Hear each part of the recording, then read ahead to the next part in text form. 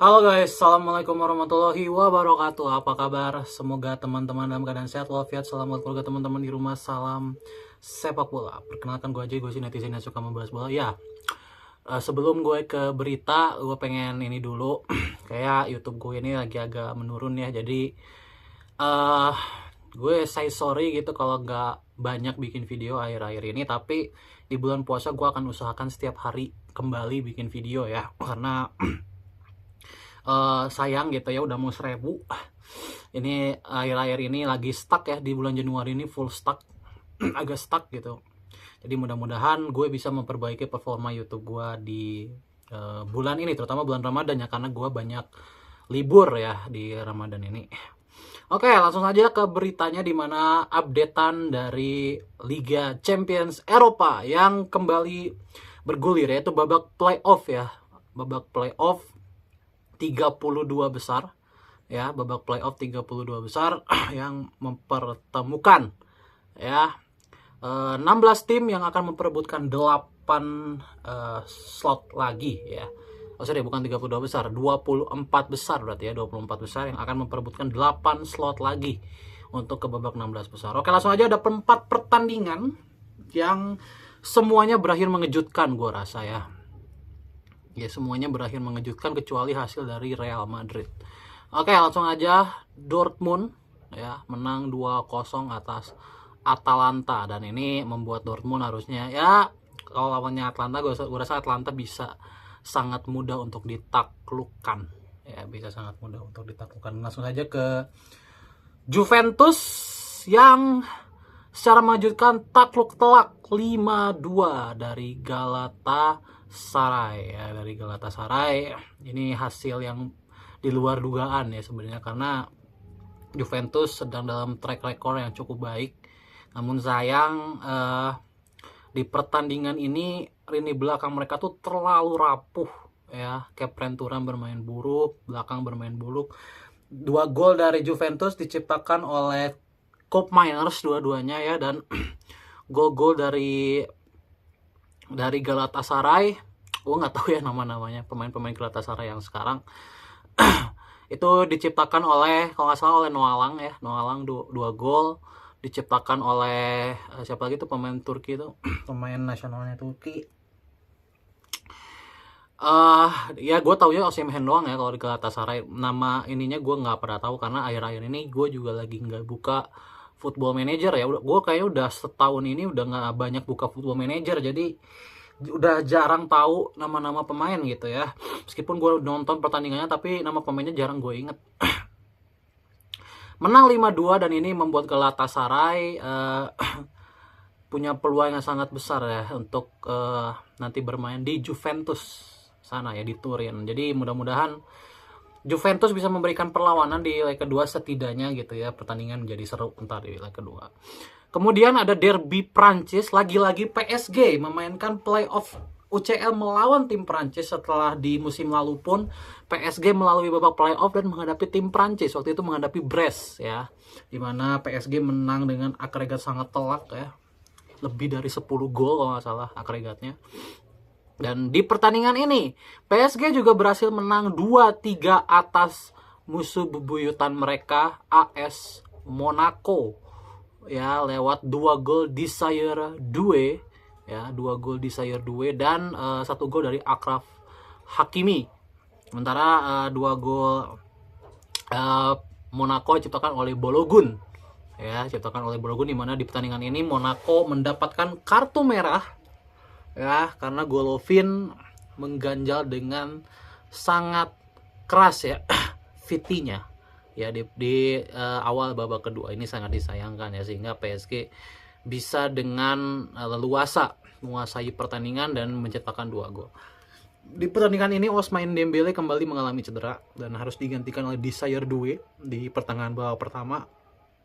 Ini lagi-lagi another cedera untuk Ousmane Dembélé, dan kayaknya beruntung ya Dembélé di peak performnya kemarin. Ketika dia tidak cedera, dia langsung dapat Ballon d'Or. Ini sayang ya, padahal kalau Dembélé ini kalau tidak pernah cedera, gue rasa bisa selevel Messi. Bisa banget selevel Messi gue rasa. Tapi sayang Dembélé terkendala cedera. yang membuat performanya sangat tidak konsisten, bahkan di timnasnya aja tidak konsisten gitu. Jadi bad luck untuk Ousmane Dembele kembali mengalami cedera, dan ini hasil yang cukup baik mengingat PSG juga di liga lagi berantakan, mereka tidak ada di puncak klasemen ya, tersisih dari Coupe de France juga tersisih. Jadi musim ini adalah musim yang cukup buruk untuk PSG setelah kemarin mendapatkan 6 gelar ya, di 2025 mendapatkan 6 gelar, namun di musim ini, di tahun ini kayaknya PSG akan ya semaksimalnya cuma dapat 1 gelar gue rasa ya, karena masih ada Liga Perancis yang bisa diperjuangkan. Di UCL pun gue nggak yakin PSG ini kalau bermainnya seperti ini bisa mengalahkan tim-tim seperti Arsenal, Munchen gitu ya, atau Inter Milan sekalipun, atau Barcelona, Real Madrid sekalipun. Gue rasa susah sih kalau PSG bermainnya seperti ini terus. Kemudian ke pertandingan yang cukup panas antara Benfica versus Real Madrid, dimana kita tahu Benfica lawan Real Madrid ini sempat ada drama di bulan lalu ya kan, ada drama Benfica menang 4-2 atas Real Madrid yang membuat Benfica lolos ke babak playoff, dan sekarang ketemu Real Madrid lagi di babak playoff. Namun hasilnya berbeda, kali ini Real Madrid yang memenangkan pertandingan dengan skor tipis aja 0-1 lewat gol Vinicius Junior, lewat tendangan spektakulernya ya, tendangan khas Ronaldo banget itu ya, tendangannya Vinicius tajam, nukiknya juga tajam, tapi di atas kepala dari kiper ya, itu ala Ronaldo banget golnya. Vinicius menciptakan gol dan menjadi MVP di pertandingan kali ini. Di pertandingan ini juga Vinicius mainnya bagus banget ya, bukan hanya sekedar gol itu aja, tapi sangat-sangat merepotkan. Madrid kalau Trubin gak main bagus bisa menang 3 gol harusnya ya, karena Madrid bermainnya sangat atraktif, sangat rapi. Ini gue mungkin bisa menilai sedikit Madrid ya, peran Trent Alexander-Arnold ya, sejak TAA fit ya dan selalu menjadi starter, gue ngelihat Madrid ini seperti punya nyawa baru, serius. Entah kenapa setelah ada TAA, lini depan Madrid itu jadi sangat hidup ya. Beruntungnya tadi Trubinnya main bagus gitu, jadi cuma kebobolan 1 gol. Itu wah, itu banyak banget clear chancesnya Madrid gitu. Cuman ya TAA sama seperti di Liverpool, penyakitnya adalah defense-nya yang tidak solid gitu. Tapi benar, kehadiran TAA itu sangat berpengaruh dalam masalah kreativitas Real Madrid. Bener-bener ada nyawanya gitu kreativitasnya tuh, sepeninggalan Kroos dan Modric. TAA gue rasa bisa banget menggantikan peran dari Kroos ya, terutama karena akurasi passingnya luar biasa ini. TAA ini selalu bisa menemukan orang gitu, terutama di depannya juga Arda Güler udah semakin matang dalam memberikan passing. Jadi harusnya Madrid kalau masih bermainnya seperti ini, gue rasa harusnya Madrid bisa melaju kencang ya di La Liga, bisa terus-terusan di atas. Di Liga Champions pun kayaknya bisa seminimalnya sampai 8 besar atau semifinal, harusnya ya bisa gitu. Benfica juga mainnya tidak sebaik ketika dia main di fase grup kemarin ya, dimana biasanya mereka banyak clear chances. Kali ini mereka sering banget mentok di tengah, entah kenapa gitu ya. Jose Mourinho sepertinya bermain terlalu bertahan, mungkin bermain terlalu bertahan sehingga banyak sekali quick counter yang dilakukan Benfica itu banyak yang putus.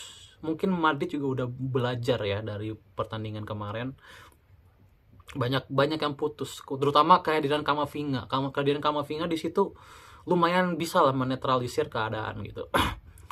0-1 bertahan hingga usai, dan ada drama di mana katanya disinyalir ada yang rasisme, tapi itu dikonfirmasi katanya dari Benfica tidak melakukan hal tersebut, dan semua harusnya berjalan baik-baik saja gitu ya. Jadi ya ini hasil yang sangat baik untuk Madrid untuk leg kedua nanti, di mana Madrid sendiri akan bermain di Santiago Bernabeu, dan banyak pemain mereka yang sudah fit ya. Mungkin kalau ada yang gak fit, mungkin Bellingham masih tidak fit, tapi sisanya gue rasa sudah dalam kondisi yang 100% siap main. Mbappe siap, Vinicius siap, dan pemain-pemain lain juga udah siap. Jadi harusnya Madrid bisa melaju cukup jauh. Dan kalau melihat performa dari tim-tim UCL ya. So far kalau dari 4 tim ini ya, mungkin yang akan maju adalah Dortmund, Madrid, ya, Dortmund, Madrid, Galatasaray, ya, Dortmund, Madrid, Galatasaray, dan entah kenapa gue menjagokan AS Monaco. Gue nggak menjagokan PSG terus terang. Ya, mungkin 4 tim itu. Dan kalau ada yang bisa jauh gitu ya, gue jujur cukup impress dengan permainan Galatasaray. Gue rasa Galatasaray bisa sih ya untuk melaju sedikit lebih jauh, mungkin 8 besar atau 4 besar, karena pemain mereka juga solid, banyak bintang, dan juga mereka juga clear chancesnya tuh selalu banyak di setiap pertandingan ya. Jadi kayaknya Galatasaray ini bisa jadi kuda hitam. Oke, itu aja soal UCL guys.